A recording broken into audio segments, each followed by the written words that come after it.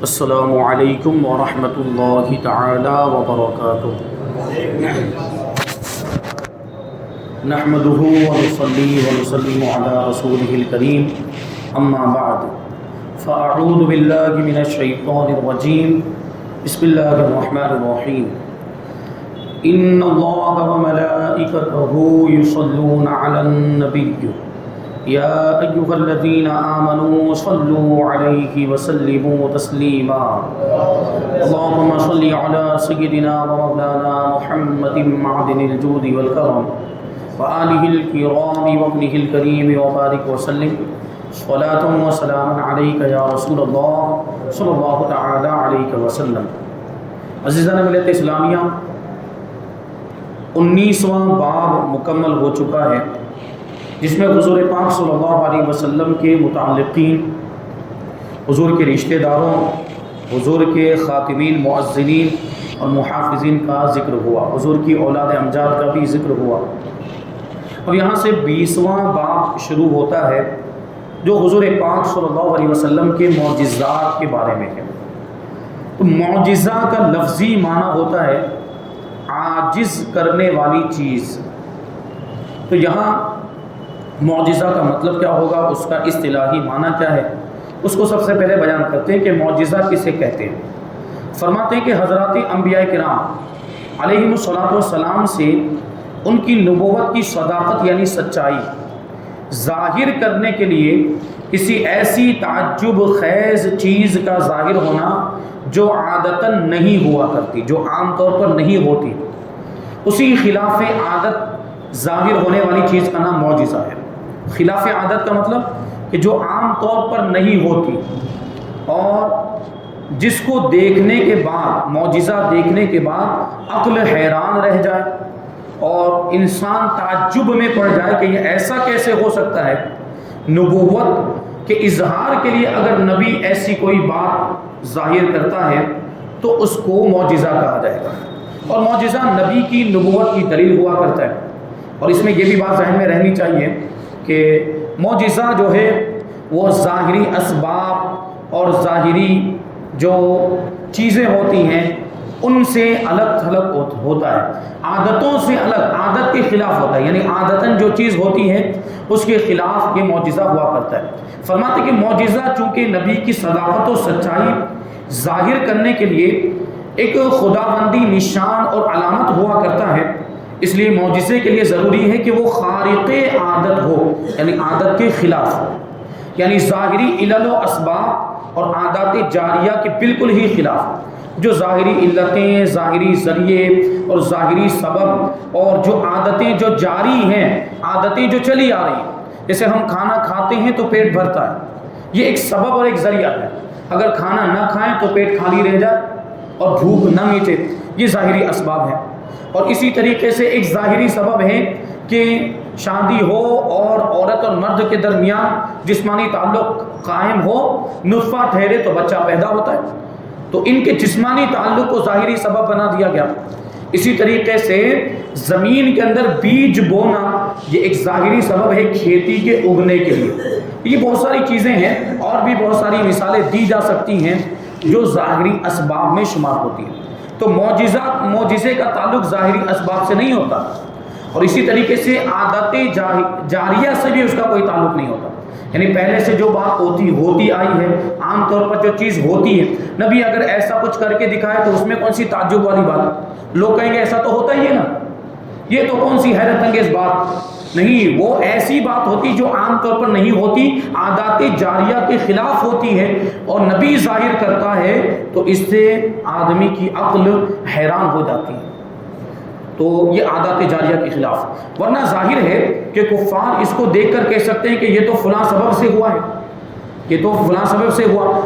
جیسے کہ آگ کا کام ہے جلانا، تو آگ سبب بن جاتی ہے، آگ ذریعہ بن جاتی ہے کسی بھی چیز کو جلانے کے لیے۔ تو اگر کوئی چیز جل رہی ہے اور آگ کی وجہ سے جل رہی ہے تو کوئی بھی کہہ دے گا کہ بھائی آگ ہے تو جلنا تو پایا جائے گا۔ تو اگر کسی سبب کی وجہ سے، یعنی معجزہ کا تعلق کسی سبب سے ہوتا تو کفار یہ کہہ دیتے کہ بھائی یہ تو ہوتا ہی ہے، جب بھی یہ سبب پایا جاتا ہے تو یہ چیز سامنے آتی ہے، تو اس لیے اسباب سے معجزہ کا کوئی تعلق نہیں ہوتا۔ اور ایسا تو یعنی کفار یہ کہہ دیتے کہ یہ تو فلاں سبب کی وجہ سے ہوا، اور ایسا تو ہمیشہ عادتاً ہوا ہی کرتا ہے، اس بنا پر معجزہ کے لیے یہ لازمی شرط ہے، بلکہ یہ معجزے کے مفہوم میں داخل ہے کہ وہ کسی نہ کسی اعتبار سے اسباب عادیہ اور عادات جاریہ کے خلاف ہو، اور ظاہری اسباب و علل کے عمل دخل سے بالکل ہی بالا تر ہو، تاکہ اس کو دیکھ کر کفار یہ ماننے پر مجبور ہو جائیں کہ چونکہ اس چیز کا کوئی ظاہری سبب بھی نہیں ہے اور عادتاً کبھی ایسا ہوتا بھی نہیں ہے، اس لیے بلا شبہ اس چیز کا کسی شخص سے ظاہر ہونا یہ انسانی طاقتوں سے بالاتر کارنامہ ہے، انسان کی طاقت سے باہر کے، اور جہاں تک انسان کی عقل کی پہنچ بھی نہیں، انسان کی عقل کی رسائی نہیں، لہٰذا یقیناً یہ شخص اللہ کی طرف سے بھیجا ہوا اور اس کا نبی ہے، تبھی تو مانیں گے۔ ظاہری اسباب کی بنیاد پر اگر کوئی چیز دکھا دی تو پھر یہ تو کوئی تعجب خیز بات نہیں ہوتی۔ تو معجزہ جیسے چاند کے 2 ٹکڑے کر دینا، عام طور پر ایسا ہوتا نہیں ہے، ڈوبے ہوئے سورج کو پلٹا دینا یہ عادت کے خلاف ہے، یہ ظاہری اسباب کے خلاف ہے، اور جب لوگ اس کو دیکھیں گے تو ان کی عقل حیران ہو جائے گی اور وہ سوچیں گے کہ ایسا عام طور پر نہیں ہوتا اور یہ چیز عادتاً نہیں ہوا کرتی، اس لیے کہ جس نے ظاہر کیا ہے اس کو اللہ نے یہ طاقت عطا فرمائی ہے۔ تو معجزہ جو ہوتا ہے وہ انسان کی جو عام طاقت ہوتی ہے اس سے بالا تر ہوتا ہے۔ اللہ تبارک و تعالیٰ یہ معجزہ اپنے نبیوں کو نبوت کی دلیل کے طور پر عطا فرماتا ہے۔ اچھا دوسری چیز، کبھی ایسے کارنامے جادوگر بھی دکھا دیتے ہیں، یہ بھی تو بہت سمجھنے والی بات ہے، تو جادوگر بھی کبھی ایسی کوئی چیز جو حیرت انگیز ہوتی ہے اور جو بھی عام طور پر نہیں ہوا کرتی، تو جادوگر اگر ایسا کوئی کارنامہ دکھائے تو بہرحال ہمارے اعتبار سے کبھی یہ چیز حیرت انگیز ہو سکتی ہے، لیکن وہ خود جادوگر جانتا ہے کہ میرے جادو کی کیا حیثیت ہے۔ جیسے حضرت موسیٰ علیہ السلام کے زمانے میں حضرت موسیٰ علیہ السلام کے مقابلے میں فرعون نے اپنے ملک کے بڑے بڑے جادوگروں کو جمع کیا جو جادوگری کے فن میں بڑے ماہر تھے، اور وہ سب میدان میں جمع ہو گئے، حضرت موسیٰ علیہ السلام بھی میدان میں حاضر۔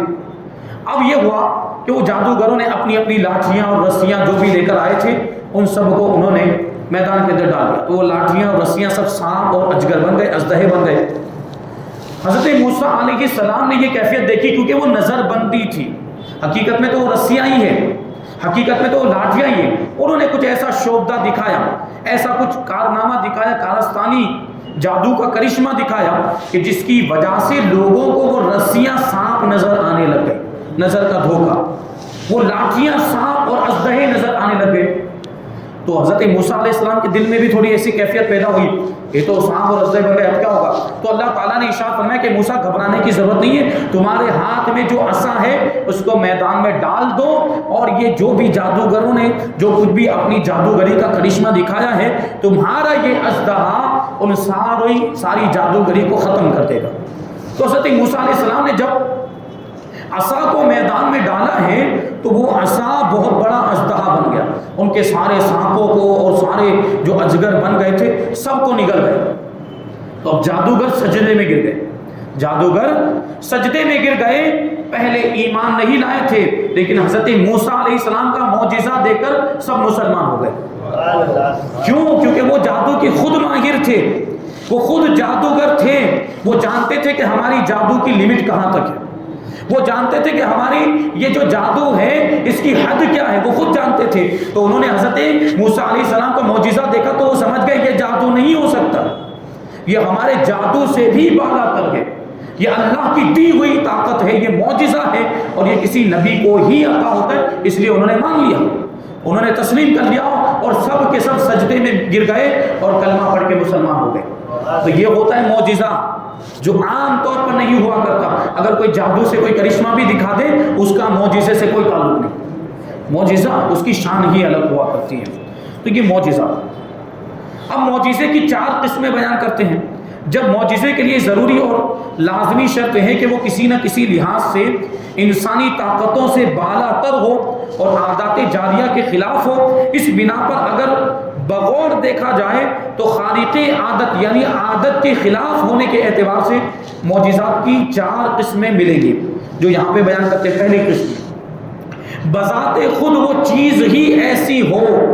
جو ظاہری اسباب و عادات کے بالکل اپوزٹ، اور بالکل خلاف، یعنی وہ چیز عام طور پر ہوتی ہی نہ، یہ پہلی قسم ہے۔ جیسے حضور پاک صلی اللہ علیہ وسلم کا چاند کو 2 ٹکڑے کر کے دکھا دینا، یہ عام طور پر ہوتا ہے، کوئی نہیں کر سکتا۔ یہ حضور پاک صلی اللہ علیہ وسلم کا معجزہ، یہ خود ایسی چیز ہے جو عادت کے خلاف ہے اور عام طور پر نہیں ہوتی۔ حضرت موسیٰ علیہ السلام کے عصا کا سانپ بن کر جادوگروں کے سانپوں کو نگل جانا، جو میں نے ابھی بیان کیا، یہ بھی عام طور پر ہوتا نہیں، یہ خود ہی ایسی چیز ہے، بذات خود یہ ایسی چیز ہے جو خلاف عادت ہے، عام طور پر نہیں ہوتی۔ حضرت عیسیٰ علیہ السلام کا مردوں کو زندہ کر دینا، کوئی دوا ایسی آج تک نہیں بنی اور کوئی ٹیکنالوجی آج تک ایسی نہیں آئی جو مردوں کو زندہ کر سکے، آج تک نہیں، موت کا علاج نہیں ملا، موت کا علاج آج تک نہیں دریافت ہو پایا ہے۔ تو یہ معجزہ حضرت عیسیٰ علیہ السلام کو ملا تھا کہ اللہ کے حکم سے مردوں کو زندہ کر دیا کرتے تھے، یہ بھی عام طور پر نہیں۔ تو یہ خود ہی چیزیں، یہ چیزیں خود ہی ایسی ہیں جو خلاف عادت ہیں۔ دوسری قسم، بذات خود وہ چیز تو خلاف عادت نہیں ہوتی، مگر کسی خاص وقت پر بالکل ہی اچانک نبی سے اس کا ظاہر ہو جانا، اس اعتبار سے یہ چیز خارق عادت ہو جایا کرتی ہے۔ یعنی خود اس کو دیکھیں، اس کی حقیقت کے اعتبار سے دیکھیں تو وہ چیز ہوتی ہے، عام طور پر وہ چیز ہوتی ہے، عادتاً وہ چیز ہوا کرتی ہے، لیکن اچانک کسی وقت پر نبی کی طرف سے اس کا ظاہر ہو جانا، یہ کبھی کبھی عادت کے خلاف ہوتا ہے۔ اس کی مثال آپ سمجھیں تو یہ بھی معجزہ کہلائے گا، یہ دوسری قسم ہے معجزے کی۔ مثلا جنگ خندق میں اچانک ایک خوفناک آندھی کا آ جانا، جس سے کفار کے خیمے اکھڑ اکھڑ کر اڑ گئے اور بھاری بھاری دیگیں چولہوں پر سے الٹ پلٹ کر دور جا کر گر پڑی۔ یا یہ دیکھیں، عام طور پر آندھی آتی ہے، طوفان آتا ہے اور تیز ہوا چلتی بھی ہے اور وہ بہت ساری چیزوں کو اڑا کر لے جاتی ہے، گھر بھی اڑ جاتے ہیں بسا اوقات، اتنی زیادہ تیز آندھی ہوتی ہے کہ لوگوں کے گھروں کے چھپر اڑ جاتے ہیں، تو خیمے اڑ گئے۔ لیکن دیکھیں وہاں پر خاص موقع پر جنگ کا موقع تھا اور حضور پاک صلی اللہ علیہ وسلم کو وہاں پر اس کی ضرورت بھی تھی کہ کفار نے مدینہ منورہ کو گھیر لیا تھا، مسلمان کفار کے حصار میں تھے اور بہت بڑا لشکر جرار لے کر کفار مسلمانوں کا مقابلہ کرنے کے لیے آئے تھے۔ اب جو کچھ بھی سامان مدینہ منورہ کے اندر موجود تھا کھانے پینے کا، وہ سب ختم ہو گیا اور باہر سے سامان کھانے پینے کا آنے کی کوئی صورت بھی نہیں، کیونکہ کفار تو پہرا لگا کر بیٹھے ہوئے تھے۔ تو ایسی صورتحال میں اور ایسے وقت میں ضرورت تھی اس بات کی کہ کوئی قدرتی ایسا مطلب منظر دکھایا جائے اور قدرتی آفت ایسی آ جائے کہ جس کی وجہ سے یہ خود ہی بھاگنے پر مجبور ہو جائے۔ تو ایسے موقع پر یہ آندھی آئی جو عام طور پر تو ہوتی ہے، لیکن اچانک آندھی کا آ جانا، اور ایسے موقع پر کہ وہاں پر کفار مسلمانوں کو ختم کرنے کے لیے بالکل تیار تھے اور آندھی آئی، پھر ان کو بھاگ جانا پڑا، ان کے خیمے اڑ گئے اور ان کے جانور بھی اڑ کر گر رہے تھے، دیگیں چولہوں پر سے اڑ کر گر گئی، دور جا کر گر پڑی۔ تو یہ حضور کا معجزہ ہے، کیونکہ اچانک یہ چیز آئی جب اس کی ضرورت تھی۔ یا جنگ بدر میں 313 مسلمانوں کے مقابلے میں کفار کے 1000 لشکر جرار کا جو مکمل طور پر مسلح تھے، ہتھیار بند، جبکہ مسلمانوں کے پاس ہتھیار بھی اتنے نہیں تھے، جانور بھی اتنے نہیں تھے، اور ان کی خود کی تعداد 313، اتنے کم ہونے کے باوجود 1000 کے لشکر کو شکست دے دی، 1000 کے لشکر کو ان کو ہرا بھی دیا، کتنے اس میں سے قتل بھی ہو گئے اور کتنے کفار کو قیدی بھی بنا دیا گیا۔ تو یہ معجزہ نہیں تو اور کیا، یہ معجزہ ہے۔ اچانک یہ بات ظاہر ہوئی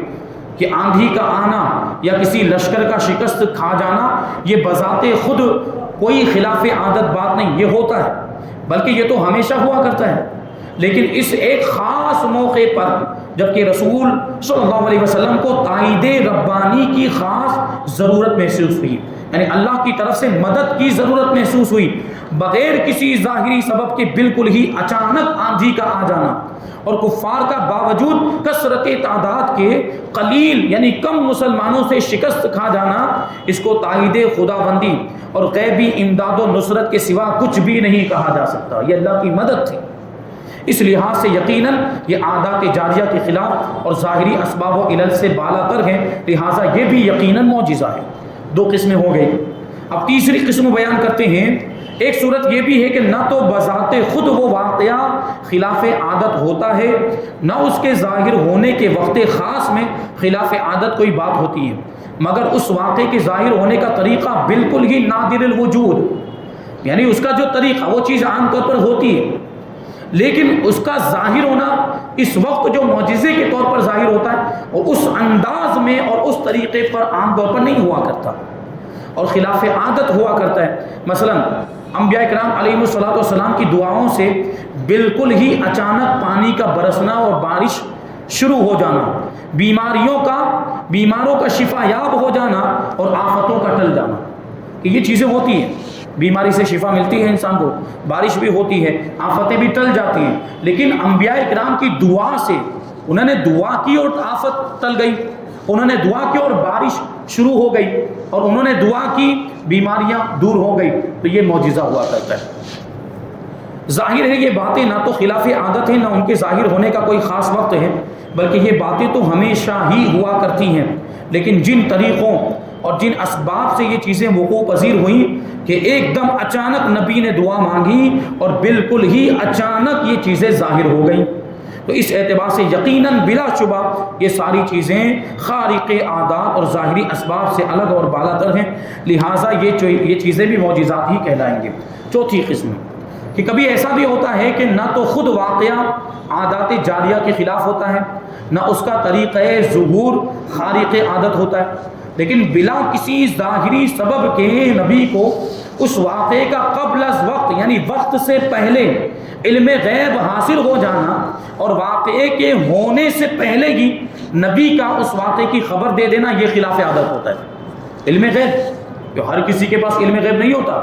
کہ آنے والے واقعے کی، اس واقعے کے ہونے سے پہلے جو مستقبل میں ہونے والا ہے، جو آنے والے زمانے میں ہونے والا ہے، فیوچر میں ہونے والا، اس کے ہونے سے پہلے اس کی خبر دے دینا، یہ علم غیب، اور علم غیب بھی نبی کا معجزہ ہوتا ہے۔ جیسے آپ کو ایک مثال دیں، حضرات انبیاء کرام علیہ الصلوۃ والسلام نے واقعات کے ظہور سے بہت پہلے جو غیب کی خبریں دی ہیں، یہ سب واقعات اس اعتبار سے خارق عادات اور معجزات ہیں۔ چنانچہ مسلم شریف کی روایت ہے کہ ایک روز بہت ہی زوردار آندھی چلی، مدینہ منورہ میں بہت ہی زوردار آندھی چلی۔